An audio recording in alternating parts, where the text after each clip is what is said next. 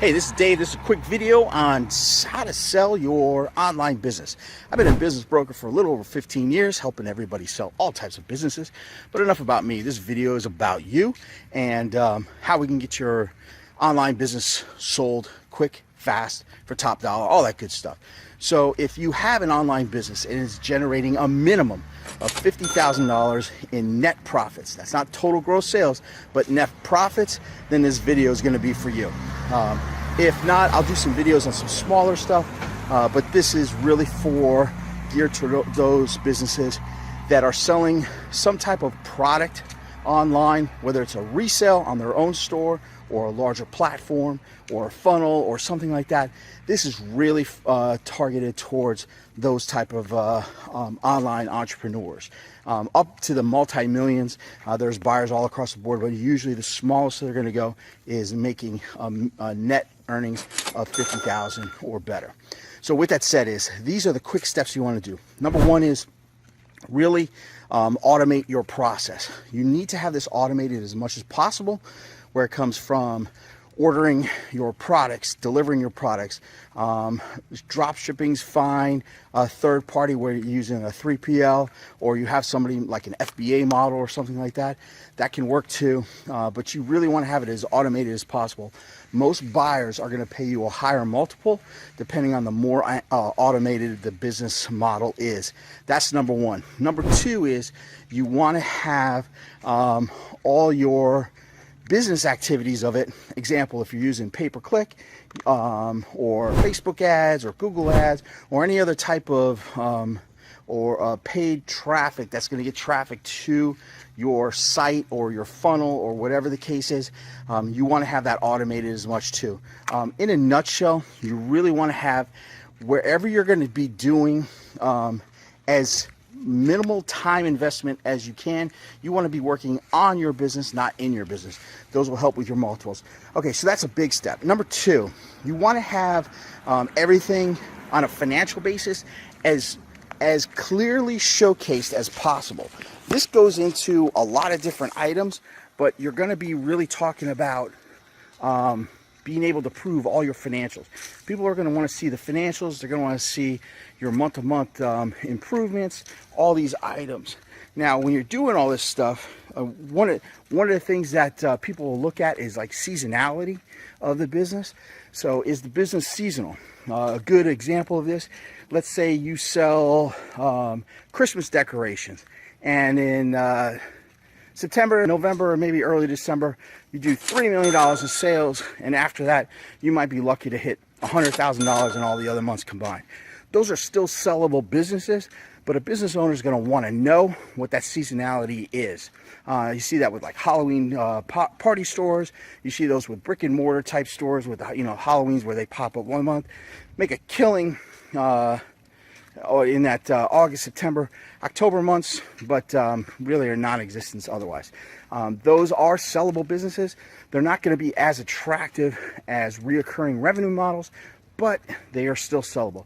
So you want to have those finances that are clearly showcased of exactly where the business is, almost down to the penny. This will show items like sometimes you see this stuff on Shark Tank where they say, what's your cost for cost of acquisition per customer?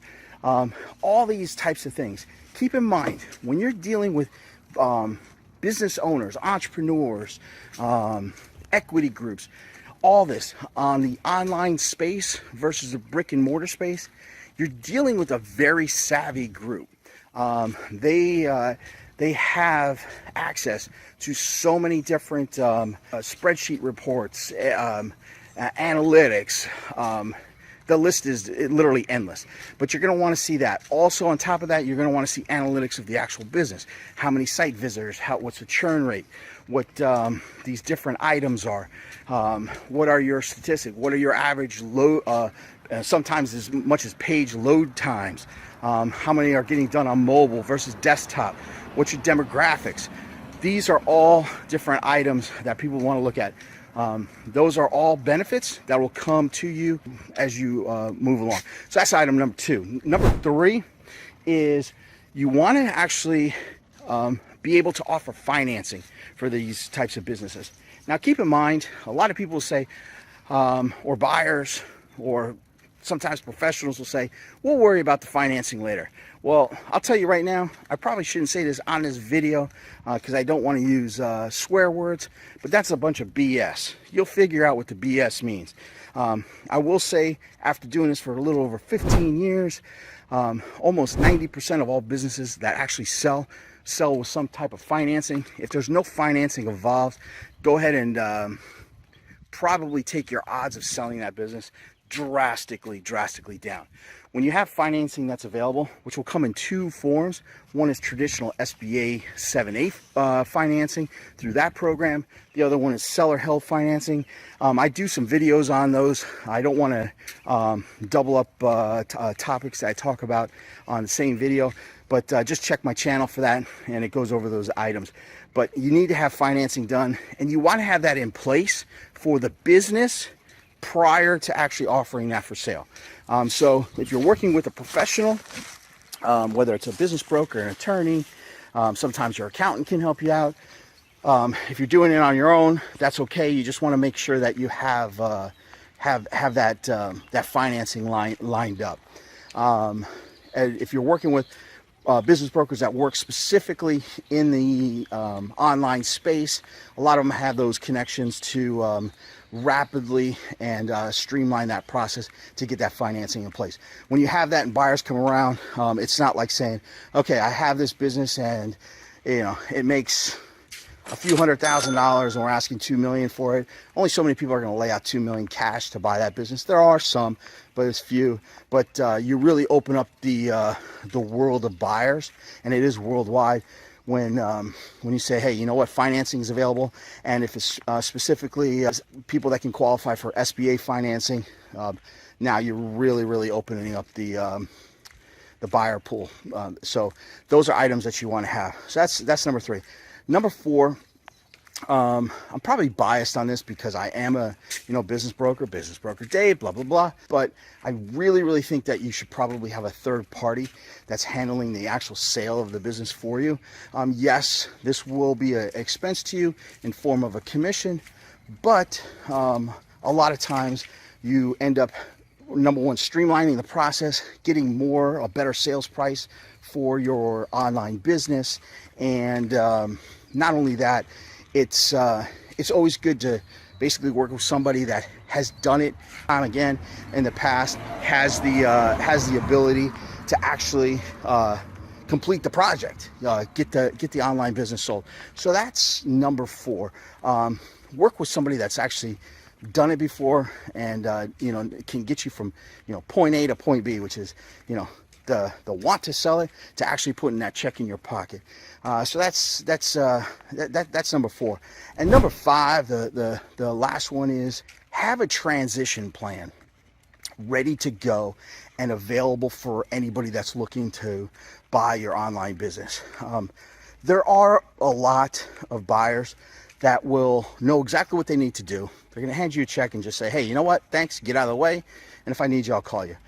That's actually happening a lot more because so many people are, especially since what happened over the past couple years. I don't want to say and get this video deleted, but once those type of when everybody's kind of locked up in home, I saw kind of a surge in the e-commerce space. But when you have the ability to really streamline and all your post-closing items, your training, your transition, all these items, it's going to make your online business that much more favorable in the marketplace, and people really want to buy it. Not only that, but you're going to be able to look at new first-time buyers that maybe want to get into this space, are willing to pay you a hefty premium for it, but they just they want to make sure that you're there for a little bit. So if you're able to be there 3 to 6 months after closing to really assist with the training, the transition, really just helping the new person really ramp up or at least keep the business where you were going, that's really going to make your online business that much more attractive and desirable in the marketplace. So those are 5 items that can help you sell your online business quick, fast, for top dollar, and get you off onto the next project, or simply cash out. So maybe your dream is to do big surfing in Maui. If it is, I hope to see you there. And until next video, this is Business Broker Dave. I'll speak to you next one. Thanks.